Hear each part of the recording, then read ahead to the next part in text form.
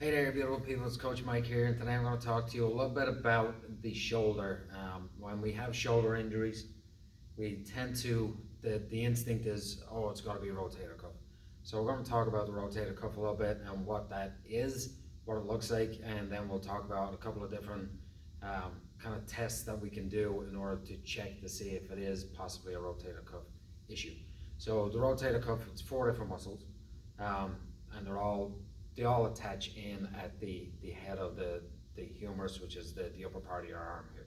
So we have our um, there's four different ones, like I said, and we can remember it by the acronym of SITS. So it's your supraspinatus. So your supraspinatus, basically it comes under that bony process here. So it attaches in at the shoulder blade um, attaches, and then it inserts at the underneath that bony process here and into the head of your humerus. Then we have our infraspinatus, which is basically it's underneath that bonier process here that comes across your scapula. It originates there and then it joins up into the head of the humerus again. Then we have the teres major, which is a smaller muscle that kind of sits a little bit underneath the infraspinatus and again joins in on the lower part of the humerus.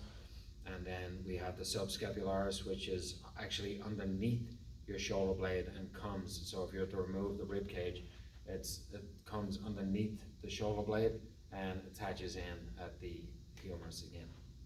So the whole point of the rotator cuff is to support the shoulder and help us with different movements.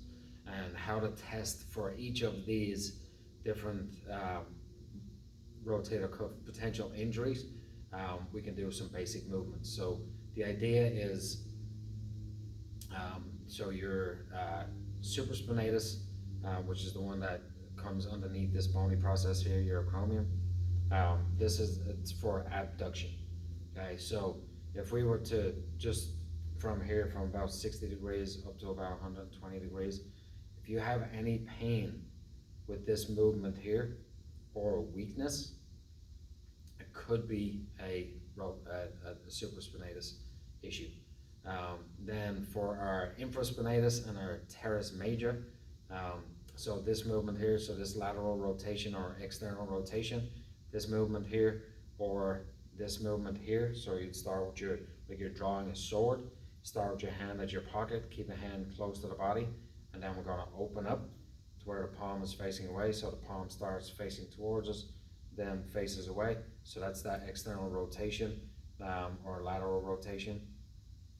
And that's where the infraspinatus and the teres major kick in.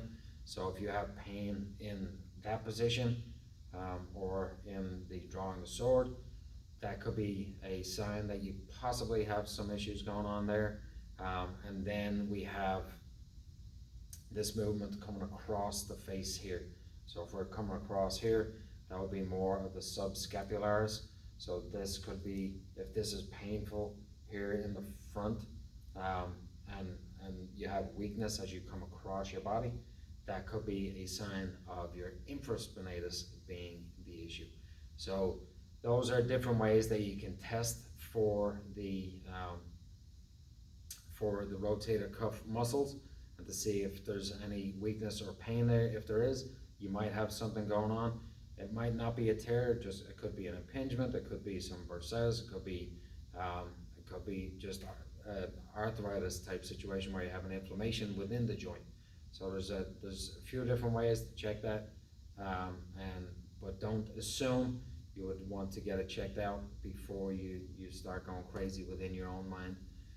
So again, we can go here in this abduction, or we can actually do one called an empty can test, where we turn the thumb backwards and go up overhead this way. So that can actually help us as well to figure out what the supraspinatus.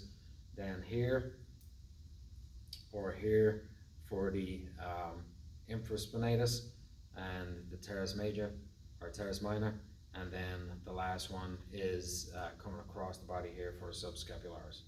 So you can start with your palm kind of relaxed, and then you come across, make that fist, and if you have any issues there, that could be the subscapularis. So I hope that helps. Talk to you guys soon. If you have any questions, feel free to reach out, and yeah, we'll see you soon.